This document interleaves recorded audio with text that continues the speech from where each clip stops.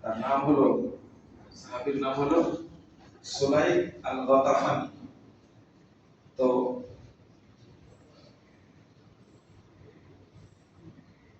জিজ্ঞেস করলেন, এই তুমি কি সালাত পড়েছো খুতবা দেওয়া অবস্থায়? না। কোন সাল্লি রাকাতাইন আউজিজ, তুমি দাঁড়াও, 2 রাকাত পড়ো এবং সংক্ষেপ করো। এই হাদিস প্রমাণ করে মসজিদে ঢুকে বসাটা সুন্নাত বিরোধী এবং 2 রাকাত সালাত আদায় করাটা ওয়াজিব। এটা কিন্তু সুন্নাত না, এটা কি ওয়াজিব। মানে এত বড় নির্দেশ। ঠিক আবু কাতাদা রাদিয়াল্লাহু আনহু এসে বসে গেছিলেন, রাসূলুল্লাহ সাল্লাল্লাহু আলাইহি ওয়াসাল্লাম সাহাবাগণ বসে কথা বলছেন। তারা শুধু জিজ্ঞেস করলেন, মা মানা তুসাল্লিয়া রাকাতাইন, এই তোমাকে 2 রাকাত সালাত পড়তে কে নিষেধ করলো, কে বাধা দিল, পড়লে না? তো আপনারা বসেছিলেন না, আমি বসে গেছি। সেই মুসলিমের হাদিস। রাসূলুল্লাহ বলেন, তুমি দাঁড়াও। তখন হাদিসটা বলে, ইদা দাখালা আহাদুকুমুল মসজিদ ফালা ইয়াজলিস হাত্তা ইউসাল্লিয়া রাকাতাইন। 44 নম্বর হাদিস, সেই বুখারীর মধ্যে এসেছে। কেউ যখন মসজিদে ঢুকবে তখন যেন সরাসরি বসে না যায়, কি করতে হবে? 2 রাকাত সালাত পড়তে হবে। এটা যেন আপনাদের মনে থাকে। আমরা সুন্নাহ মানে দেখা, এই 2 রাকাত সুন্নাতের কোনো নেকি নাই। এই 2 রাকাত সুন্নাহ পড়লে সালাত তো সালাত তাই না, এই সালাতে কিন্তু নেকি নাই। তাহিয়াতুল মসজিদ পড়লে বা তাহিয়াতুল ওযু কোনো নেকি নাই, এর প্রতিদান সরাসরি জান্নাত। সুবহানাল্লাহ। হাদিসে আছে না, সালাত পড়লে তো 10 ভাগে পায়, 9 ভাগ পায়, 7 ভাগ পায়। যদি এই 2 রাকাতের কোনো নেকি সরাসরি কি সরাসরি জান্নাত। যেমন হজ্জের কোনো নেকি নেই, হজ্জের নেকি আছে? হজ করলে কিন্তু নেকি হয় না। রাসূলুল্লাহ সাল্লাল্লাহু আলাইহি ওয়াসাল্লাম বলেছেন, লাইসা লাহু জাযা, হজ্জের কোনো নেকি নেই ইল্লা জান্নাত। সরাসরি কি জান্নাত। আশা করি বুঝতে পারছেন। ইমামের সাথে মুক্তাদিরা কি সামি আল্লাহ বলে আমাকে বলবে? জি, বলতে পারে। বলাটাই ভালো। একটা আবু দাউদে আসছে, রব্বানা লাকাল হামদ হামদান কাসীরান তাইয়িবান মুবারাকান, মুক্তাদিরা বলবে। আমরা যদি সামি আল্লাহ বলি মানে হামিদা, রব্বানা লাকাল হামদ হামদান কাসীরান তাইয়িবান মুবারাকান, দুইটাই আমল হয়ে যাবে, তাই না? দুইটাই আমল হবে। মদ খাওয়া আর বিড়ি খাওয়া কি একই? মদ খাওয়া, বিড়ি খাওয়া।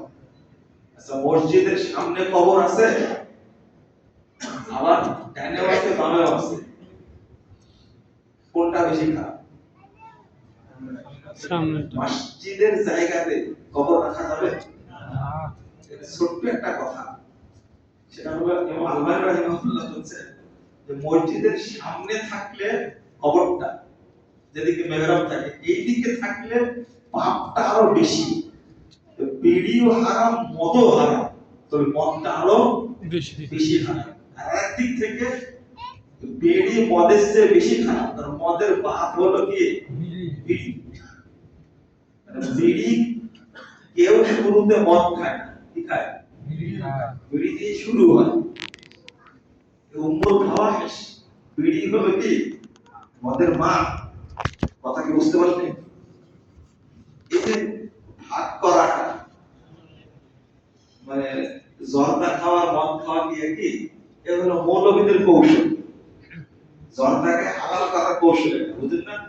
মৌলবীরা বলে কি জর্দা মাকরু, মাকরু বলে জর্দাকে, তাই না? এটা কিন্তু হুজুররা জায়েজ করার জন্য। দেখেন, মদ কেউ মসজিদে খায় খায়, বিড়ি কেউ মসজিদে খায় না। মদ খায় জঙ্গলে আড়ালে, আর বিড়ি খায় রাস্তায় জামাত করে প্রকাশ্যে।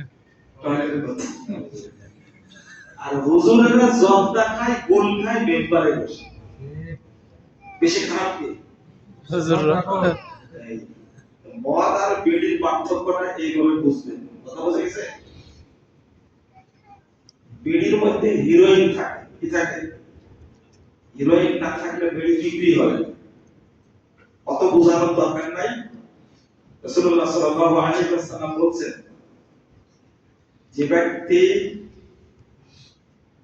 এই মাদক দ্রব্য সেবন করবে, মাদক মাদক এই ব্যক্তির মূত্রথলিতে যদি তার কোনো একটু কীট থাকে, নিকোটিন যদি থাকে, এটা কখন জমা হয় বলেন তো দেখি?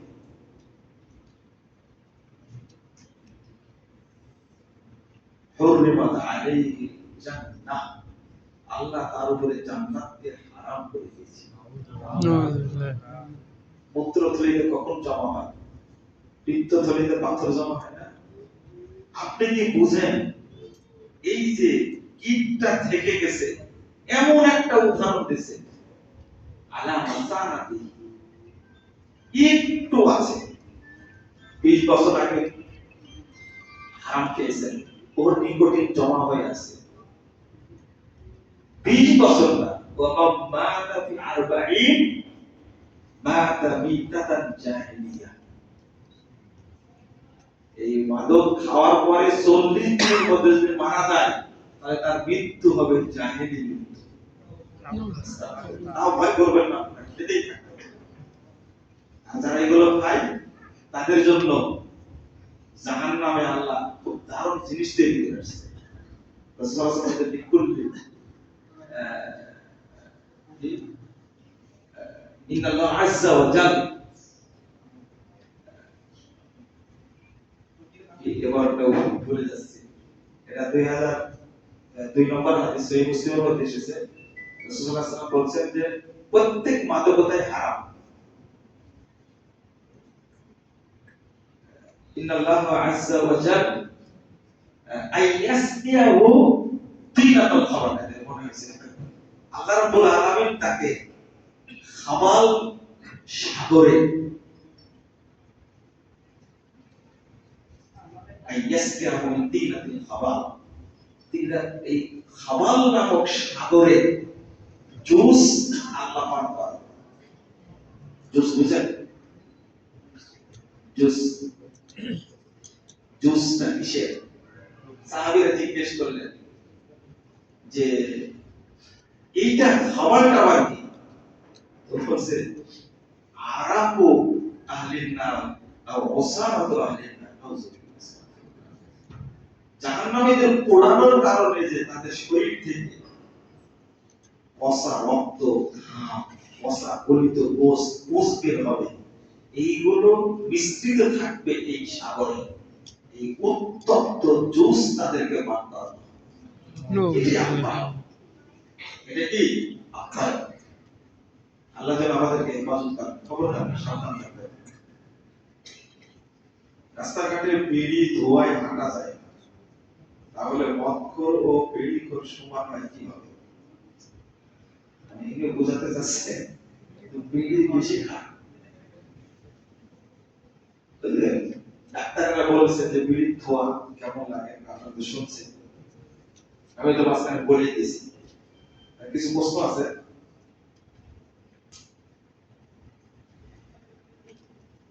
দেখেন বক্তব্য রেস্ট দেখেন, স্বামী মারা গেলে 4 মাস 10 দিন শোক পালন করতে হবে, নাকি সঠিক? এটা মহিলার প্রশ্ন, ঠিক নাকি? হ্যাঁ, স্বামী মারা গেলে 4 মাস 10 দিন শোক পালন করতে হবে, এটা ওয়াজিব, এটা আল্লাহর নির্দেশ, কোরআনের আয়াত, এটা ঠিক মানে কোরআনের আয়াত। কিন্তু স্ত্রী মারা গেলে একদিনও স্বামী শোক পালন করা লাগবে। কথা কি বুঝতে পারলেন? এটা কোন মহিলা হয়তো অসন্তুষ্ট হয়েছে, এটা কোরআনের আয়াত। স্বামীর দাম এত বেশি, স্বামী মারা গেলে কয়দিন? 4 মাস 10 দিন তাকে ঘর থেকে বের হওয়া যাবে না, উন্নত মানের পোশাক পরা যাবে না, স্বামীর জন্য সে শোক পালন করবে। এরপরে কোথাও বের হবে বা বিয়ে করতে চাইলে বিয়ে করবে, 4 মাস 10 দিন করা যাবে। এটা সেটা হলো স্বামীর মূল্যায়ন। এই কথাটা বললে এখনকার যুগের মহিলারা মেনে নেবে, বলবে যে এটা কি বলে আন্দাজে, বল এটা কোরআনের আয়াত, এখানে আপনি যদি মুমিন হন এটা মেনে নিতেই হবে। আরেকটা জিনিস, মা মারা গেলে কি সন্তান এতিম হয়? না। কে মারা গেলে এতিম হয়? বা বাবা মারা গেলে এতিম হয়। বাবা মারা গেছে আর অভিভাবকরা, তাহলে বাপের স্বামীর মূল্যটা কত বেশি খেয়াল করেছেন? স্বামীর মূল্যটা কত বেশি ইসলাম, এগুলো কিন্তু মেয়েদের বুঝতে হবে। স্ত্রী মারা গেলে 10 জন সন্তান যদি রেখে মারা যায় তবুও সন্তানরা কি হবে না? এতিম হবে না। কিন্তু বাপ মারা গেলে সাথে সাথে কি সন্তান এতিম এতিম হয়ে যাবে, এতিম হয়ে যাবে। এটাও কিন্তু বুঝতে হবে। আরেকটা প্রশ্ন করছেন, আমি বক্তব্যে বলেছি, আজকের বক্তব্য না, এর আগের বক্তব্যে বলেছি, এই যে আধুনিকতার ছোঁয়া, দেখছেন যে বাচ্চারা দুধ, বাচ্চাদেরকে দুধ না দিলে মহিলাদের দুধ জাহান্নামে সাপ খাবে। দলিল কি?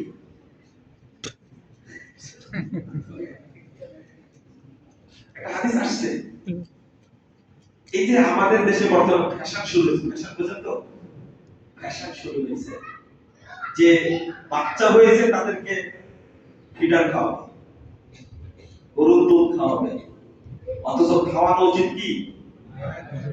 মায়ের দুধ। হক আছে এখানে। বিজ্ঞানীরা বিশ্লেষণ করে বলছে একজন মায়ের বুকে প্রায় 60 মনের মতো দুধ থাকে। কয় মন? কেউ বলছে 40 মন, 50 মন হলো, 40 হোক আর 60 মন হলো। এই 60 মন দুধ কত দুধ থাকে যে মায়ের দুধ পাওয়া যায় না, ওর বাপটাই বোঝে কত দুধ থাকে। 3-4 বছরে কত দুধ খায়, ওকে জিজ্ঞেস করবেন কত দুধ কিনেছে, আমার মনে হয় আরো বেশি লাগে। যেটা হিসাব দিয়েছে, তো আপনার বুকে দুধ আছে, আপনি দিলেন না দুধটা, গেল কোথায় দুধগুলো? তাই না? দুধগুলো গেল কোথায়? ম্যাক্সিমাম মহিলা এখন সন্তান দুধ দিতে চায় না।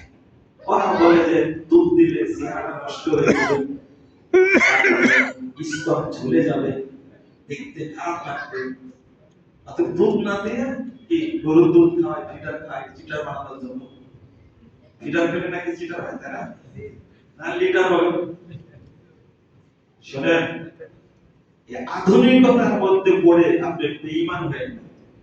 মুহাম্মদ রাসূলুল্লাহ সাল্লাল্লাহু আলাইহি ওয়াসাল্লাম বলেছেন, 1986 নম্বর হাদিস, মুসনাদ আহমদের মধ্যে আসছে, আপনার সহিহ ইবনে খুজাইমার মধ্যে আছে, সহিহ ইবনে হিব্বানের মধ্যে আসছে।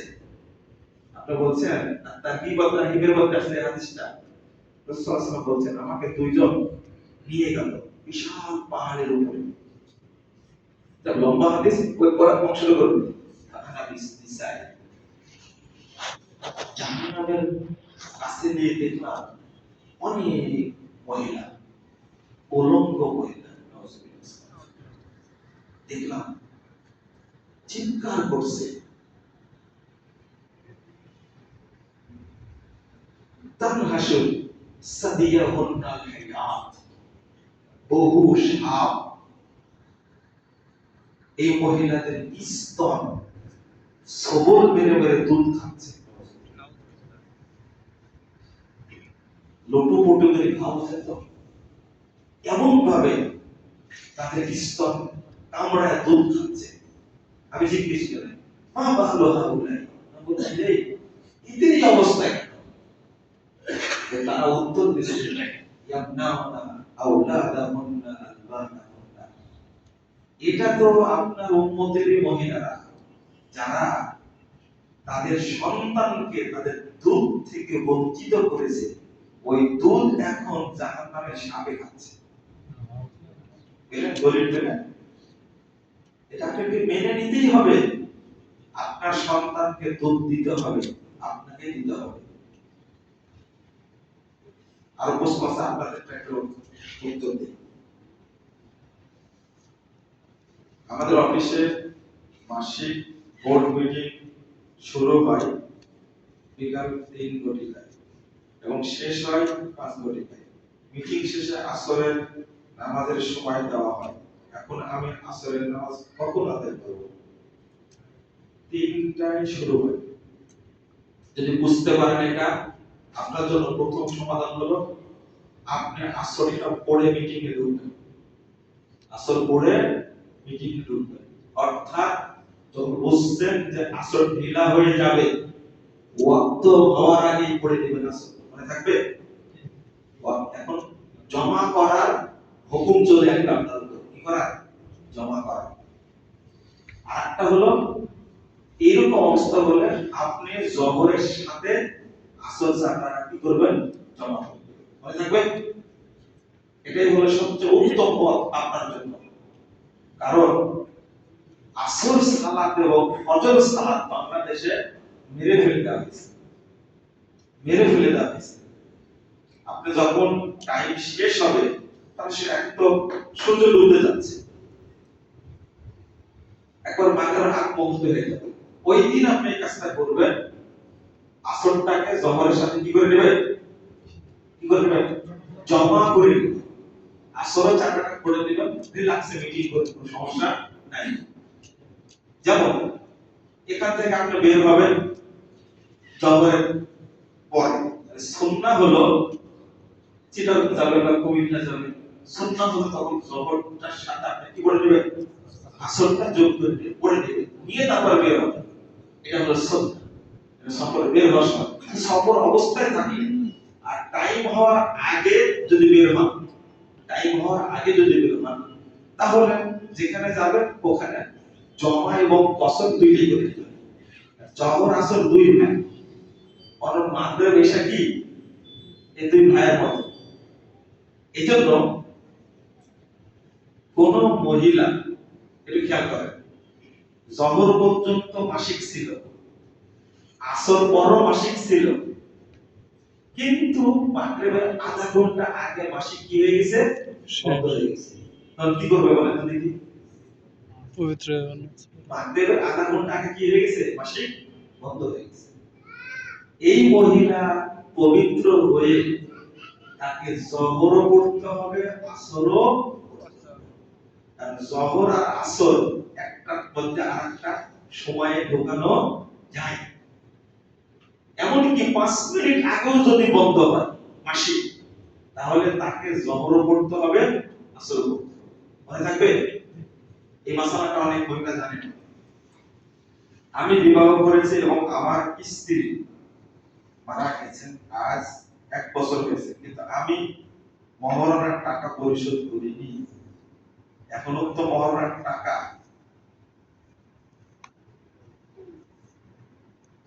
মালিক কে হবে নাকি? মহরণের মালিক কে হবে? মানে ওনার সম্পদের মালিক কে? কিছুই নাই তার, বুঝেন যেমন না তার আপনার ভাই মারা গেছে, তার সম্পদের মালিক কে হবে? ওয়ারিশ হবে না? ঠিক মহরণের মালিক তারাই হবে। মহরণের মালিক তারাই হবে। বাকি রাখা যায়, নিয়ে বিয়ে করলেন, কথা ঠিক আছে, কিন্তু মরা পর্যন্ত যে রেখে দিবেন এইভাবে তাকে জানে। মহরণা পরিশোধ করাও যায়। আরেকটা হাদিস হলো যে স্বামী যে মহরণাটা দেয়, আর আমি রিজালু তওয়াবুন আমি সেটা বলতে গিয়ে বলতে চাচ্ছিলাম, স্বামী যে মহরণাটা দেয় স্ত্রীর জন্য এটা কিন্তু বরকতপূর্ণ। এটা কি? বরকতপূর্ণ এই মহরণাটা। কিন্তু আপনারা দেননি, বরকত কেমন হবে? তাই না? একজন মহিলা নির্যাতনের, একজন বৌমা নির্যাতনের শিকার হয় প্রথম শাশুড়ির কাছে শ্বশুর বাড়ি যাওয়ার পর। এটা জানেন তো, তাই না? যাক, আমি ওইদিকে যাচ্ছি না, আপনাদের প্রশ্নের উত্তরগুলো দিয়ে দিই। আল্লাহ যেন বোঝার তৌফিক দান করেন। আমিন।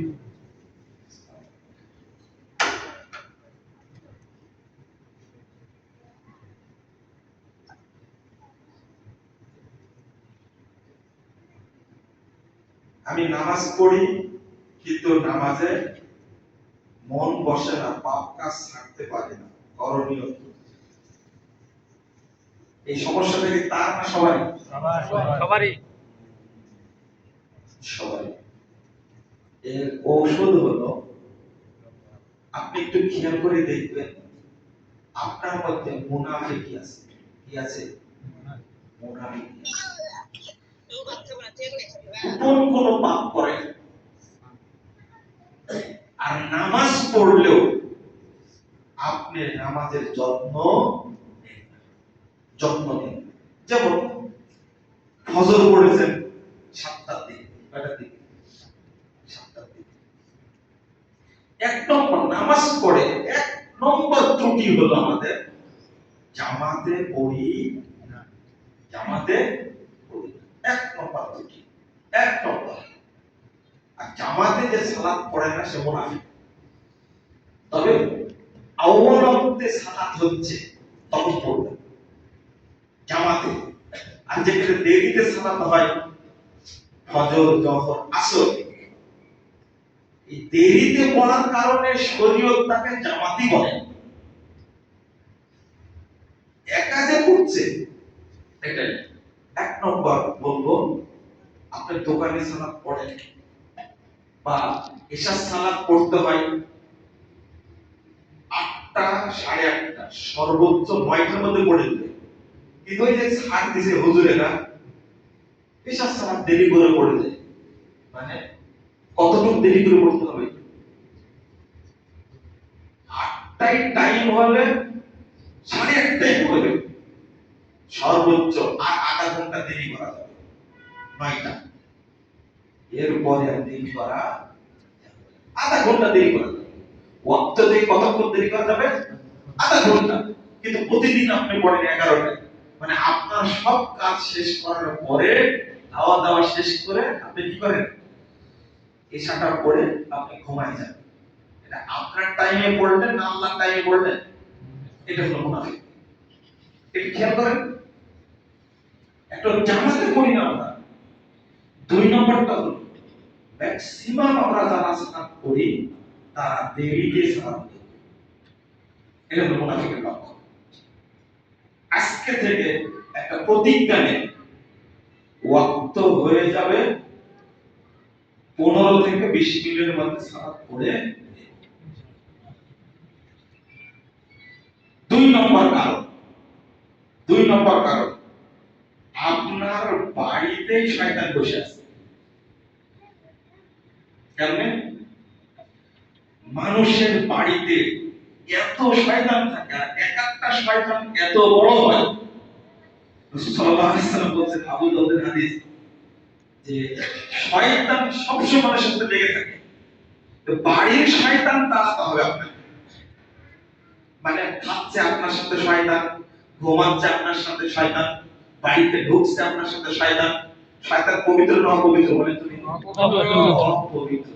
এই জন্য আপনার কোন কাজ, আপনার কোন কর্মে বরকত হচ্ছে না, বেড়ে উঠছে না। এই দুইটা জিনিসের সমাধান করে দিবেন, ইনশাআল্লাহ আপনি শয়তানও মারতে পারবেন, বরকতও পাবেন ইনশাআল্লাহ। আল্লাহর ওয়াক্তে সালাত আদায় করার চেষ্টা করবেন। আমি একজন প্রবাসী, আমি হানাফি ফ্যামিলির সন্তান, কিন্তু আমি সালাফি মানুষের অনুষ্ঠান করি। মাশাআল্লাহ, আলহামদুলিল্লাহ। আমার বড় মেয়েকে সাধারণ হানাফি মাদ্রাসা থেকে হেফজ পড়িয়েছি। এখন সে পরিপূর্ণ হানাফি মাযহাবের অনুসরণ করে। আমি তাকে সালাফি মাযহাবের জন্য দাওয়াত দিলেও গুরুত্ব দেয় না।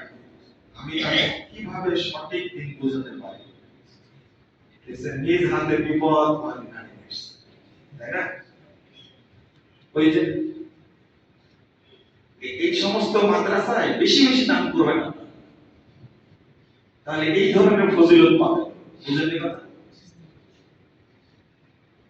এমন একটা জায়গা এগুলো তৈরি করেছে, একজন ডাক্তারকে বোঝানো যায়, সচিবকে, জেনারেল শিক্ষিত মানুষকে বোঝানো যায়, কিন্তু হুজুরিকে কখনো বোঝানো যায় না। বাপ বলছে তুমি ভুল পথে আছো, কিন্তু মেয়ে কি শুনছে না। দেখছেন কত বড় বিপদে আছে, অথচ এই সন্তানকে মানুষ করছে কে? বাবা। বাপ দেখাশোনা করছে, টাকা পয়সা দিচ্ছে, বাপ বুঝতে পারেছে মানুষ আছে, কিন্তু বেটা বেটি মেয়ে বুঝে না। এর চেয়ে বড় মুসিবত কিছু না।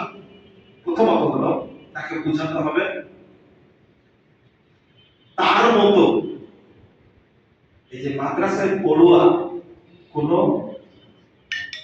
মেয়েকে দিয়ে বোঝাতে হবে, অথবা তাকে বই পড়াতে হবে, অথবা কিছু গুরুত্বপূর্ণ ব্যক্তির বক্তব্য শোনাতে হবে।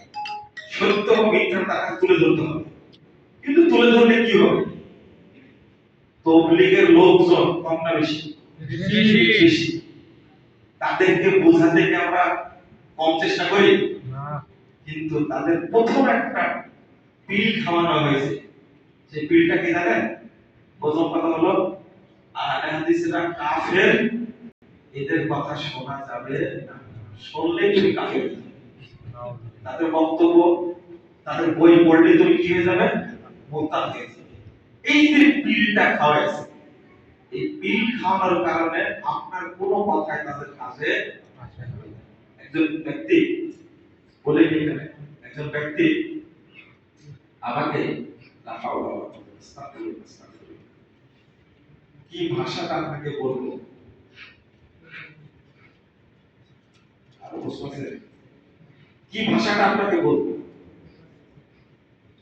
আমাকে বাড়িতে নিয়ে খাওয়াইছে তবলিগের লোক, খুব ভালোবাসে আমাকে।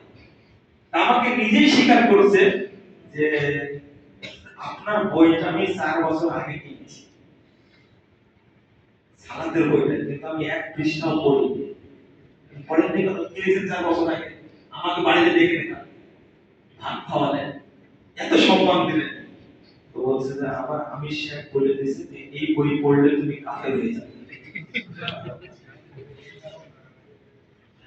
একে একে হেদায়েতের রাস্তা কোন জায়গায় বন্ধ করে দিতে খেয়াল করেছেন? অথচ এই তবলিগ জামাতই হলো সবচেয়ে সর্বনাশী জামাত, যারা সুফিবাদ প্রচার করে।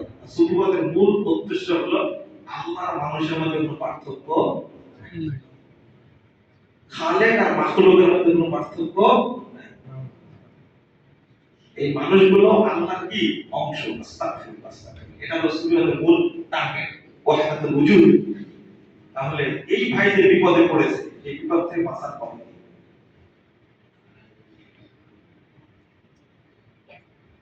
ডাকসু নির্বাচন সম্পর্কে কিছু বলেন। ডাকসু নির্বাচন কি বলবো? অনেকেই বলছে ছাত্রলীগের ভোট পেয়ে শিবিরের ভিপি হয়েছে, এটা সত্য কিনা? মানুষের পোস্টের শেষ, আপনারা এগুলো জানেন জানেন। এটা হলো, এই বিষয়ে আমার কোনো মন্তব্য নাই। আর রাজনীতি একটা কথা বলে, no last word in politics. রাজনীতির শেষ কথা বলতে কিছু নাই, কোন দিন যে শেষ হবে আল্লাহ ভালো জানে। এখন আসলে রাজনীতি এরকম, কে কখন কার পক্ষে যায় এটা এদের কোনো শেষ নাই। তবে ইসলামী ছাত্র শিবির যদি ছাত্রলীগের সাথে মিশে যদি নির্বাচন করে নেতা হয় বা বিজয়ী হয়, তাহলে তো তারা নৈতিকভাবে কি হবে? পদস্খলন হবে। এটা তো প্রশ্ন আসে না। তবে রাজনীতির ক্ষেত্রে এটা হওয়া অস্বাভাবিক না, অস্বাভাবিক না। কারণ আপনার 23 সালের 28 অক্টোবরের ঘটনা শুনেননি? 23 অক্টোবর কথা মনে আছে? পল্টনে বিএনপির মিছিলে যে পরিমাণ বোমা বর্ষণ, কিন্তু পল্টন থেকে শাপলা চত্বর কত দূরে? ওই একই সময় একই দিনে জামাত ইসলামের কোনো সমাবেশ করলো না? ভুলে গেছেন আপনারা? সব ভুলে গেছে। এটা হয় রাজনীতির ক্ষেত্রে, কেউ এক দলকে টানে, কেউ এক দলকে কি দূরে ঠেলে দেয়, এটা রাজনীতি। এই প্রচলিত এই বেহায়া রাজনীতির মানে অবস্থাটা আপনারা সামনে আরো দেখবে দেখার যে এটা দেখার অনেক বাকি আছে আমাদের। তবে আমরা বলি আল্লাহ যেন আমাদেরকে হেফাজত করেন, এই নোংরা অবস্থা যেন আল্লাহ উত্তরণ করে দেন। আমি কিভাবে হবে আল্লাহ ভালো জানেন, আল্লাহই ব্যবস্থা করবেন ইনশাআল্লাহ ইনশাআল্লাহ। তো এইগুলোর সাথে আমি শুধু মূলনীতি বলে দিই, কিন্তু এইগুলোর দলীয় বিশ্লেষণটা আমরা করতে চাই না, করি না, এগুলো থেকে বিরত থাকি। কারণ এই যে আপোষের রাজনীতি বহুদিন থেকে হচ্ছে, এখনো হচ্ছে, আগামীতেও হবে। এইগুলো দিনের সাথে কোনো সম্পৃক্ততা নাই, এগুলোর সাথে ইসলামের কোনো সম্পৃক্ততা নাই। এগুলো দুনিয়ার স্বার্থে, ক্ষমতার স্বার্থে। এইগুলো নিয়ে আমরা সময় নষ্ট না করি, আমরা চেষ্টা করব এই রাষ্ট্রটা যেন কোরআন সুন্নাহর ভিত্তিতে পরিচালিত হয়, আল্লাহ যেন সেই ব্যবস্থা করেন। আমিন। তো আপনাদেরকে অসংখ্য ধন্যবাদ। জাযাকুমুল্লাহ খায়রান ওয়া বারাকাল্লাহু